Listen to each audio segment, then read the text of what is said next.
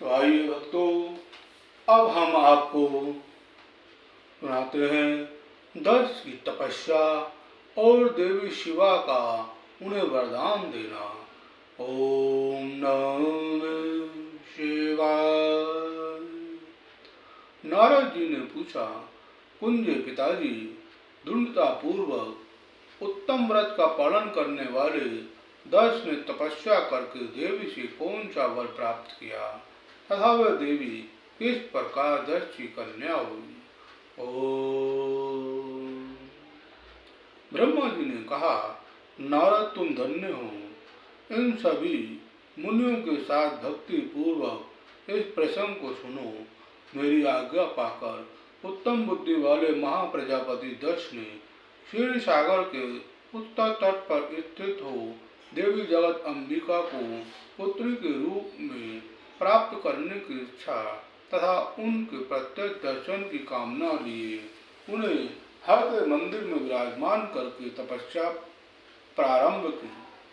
दक्ष ने मन को संयम में रखकर ढूंढता पूर्वक कठोर व्रत का पालन करते हुए शोच संतोष आदि नियमों के युक्त हो 3000 दिव्य वर्षों तक किया। वे कभी जल पीकर रहते, कभी हवा पीते, कभी सर्वदा उपवास करते थे। भोजन के नाम पर कभी सूखे पत्ते चबा लेते थे। मुनि श्रेष्ठ नारद तदनंतर यम नियम आदि से युक्त हो जगत अम्बा की पूजा में लगे हुए दक्ष को देवी शिवा ने प्रत्यक्ष दर्शन दिया। जगन्मयी जगत अम्बा का प्रत्यक्ष दर्शन पाकर प्रजापति दक्ष ने अपने आप को कृत्य माना। वे कालिका देवी सिंह पर आरूढ़ थी। उनकी अंग कांति श्याम थी, मुंह बड़ा ही मनोहर था। वे 4 भुजाओं से युक्त थी और हाथों में वरद, अभय, नील कमल और खड्ग धारण किए हुए थी। उनकी मूर्ति बड़ी मनोहारिणी थी। नेत्र कुछ कुछ लाल थे, खुले हुए केश बड़े सुंदर दिखाई देते थे। उत्तम प्रभा से प्रकाशित होने वाली उन जगत अम्बा को भली भांति प्रणाम करके दक्ष विचित्र वचन आवलियों द्वारा उनकी स्तुति करने लगे। ओम। दक्ष ने कहा, जगत अम्बे, महामाये, जगदीशे, महेश्वरी, आपको नमस्कार है। आपने कृपा करके मुझे अपने स्वरूप का दर्शन कराया। भगवती आद्य मुझ पर प्रसन्न होइए। शिव रूपिणी प्रसन्न होइए। भक्त वरदायिनी प्रसन्न होइए। जगन माए, आपको मेरा नमस्कार। ओम। ब्रह्मा जी कहते हैं, मुने संयत चित्त वाले दक्ष की इस प्रकार स्तुति करने पर महेश्वरी शिवा ने स्वयं ही उनके अभिप्राय को जान लिया तो भी दक्ष से इस प्रकार कहा, दक्ष, तुम्हारी इस उत्तम भक्ति से मैं बहुत संतुष्ट हूँ। तुम अपना मनोवांछित वर मांगो, तुम्हारे लिए मुझे कुछ भी अधेय नहीं है। ओम।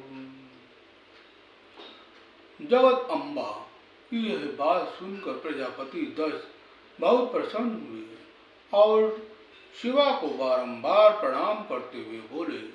दक्ष ने कहा, जगत अम्बा, महामाये, यदि आप मुझे वर देने के लिए उद्यत हैं तो मेरी बात सुनिए और प्रसन्नता पूर्वक मेरी इच्छा पूर्ण कीजिए। मेरे स्वामी जो भगवान शिव हैं, वे रुद्र नाम धारण करके ब्रह्मा जी के पुत्र रूप से अवतरण हुए हैं। वे परमात्मा शिव के पूर्ण अवतार हैं, परंतु आपका कोई अवतार नहीं हुआ है। फिर उनकी पत्नी कौन होगी? अतः शिवे, आप भूतल पर अवतरण होकर उन महेश्वर को अपने रूप लावण्य से मोहित कीजिए। देवी, आपके सिवा दूसरी कोई स्त्री रुद्रदेव को कभी मोहित नहीं कर सकती। इसलिए आप मेरी पुत्री होकर इस समय महादेव जी की पत्नी होइए। इस प्रकार सुंदर लीला करके आप हर मोहिनी भगवान शिव को मोहित करने वाली बनिए। देवी, यही मेरे लिए वर है। यह केवल मेरे ही स्वार्थ की बात हो ऐसा नहीं सोचना चाहिए। इसमें मेरे ही साथ संपूर्ण जगत का हित है। ब्रह्मा, विष्णु और शिव में से ब्रह्मा जी की प्रेरणा से मैं यहाँ आया हूँ। प्रजापति दक्ष का यह वचन सुनकर जगत अंबिका शिवा हंस पड़ी और मन ही मन भगवान शिव का स्मरण करके यो बोली, ओम। देवी ने कहा, तात प्रजापति दक्ष, मेरी उत्तम बात सुनो। मैं सत्य कहती हूँ, तुम्हारी भक्ति से अत्यंत प्रसन्न हो तुम्हें संपूर्ण मनोवांछित वस्तु देने के लिए उद्यत हूँ।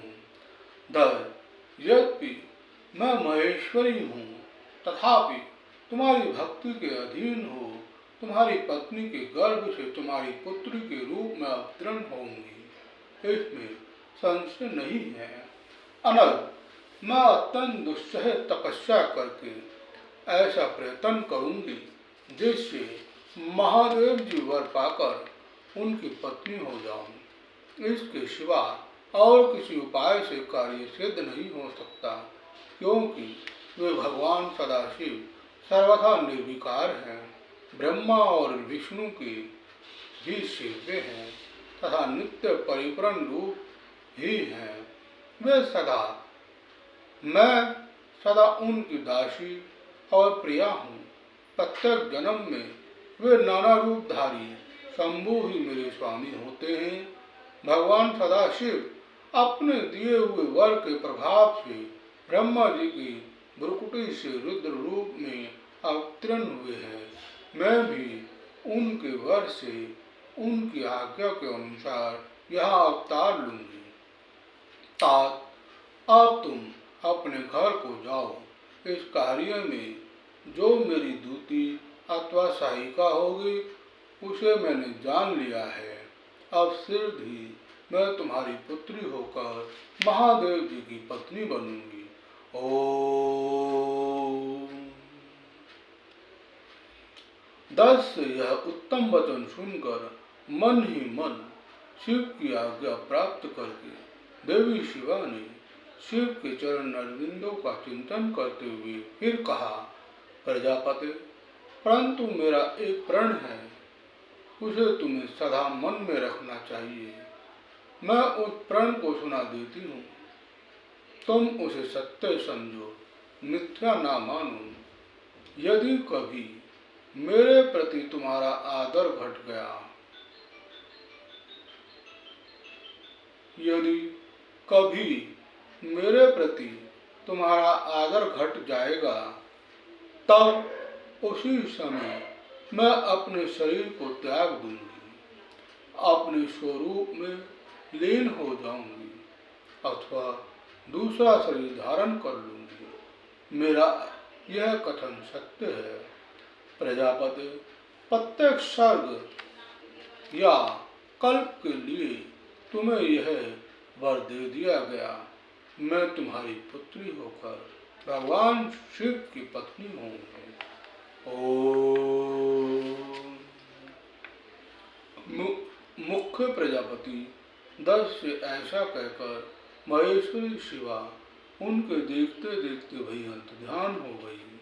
दुर्गा जी के अंतर्ध्यान होने पर दक्ष भी अपने आश्रम को लौट गए और यह सोचकर प्रसन्न रहने लगे कि देवी शिवा मेरी पुत्री होने वाली है। ओम नमः शिवाय, ओम नमः शिवाय, ओम नमः शिवाय, ओम नमः शिवाय, ओम नमः शिवाय, ओम शिवाय, ओम नमः शिवाय, तो भक्तों, आज अध्याय 11 और 12 दोनों संपन्न हुए और भगवान शिव, माता पार्वती सहित आप सभी भक्तों पर कृपा बनी रहे और आपके पितरों को भी तृप्ति मोक्ष की प्राप्ति हो, आपकी संतान आपकी आज्ञाकारी हो और सनातन धर्म की जय जयकार हो। तो भक्तों, यदि आपको हमारा चैनल पसंद आया तो आप इसे कृपया सब्सक्राइब करें, लाइक करें, शेयर करें और अधिक से अधिक लोगों को एकत्रित करें।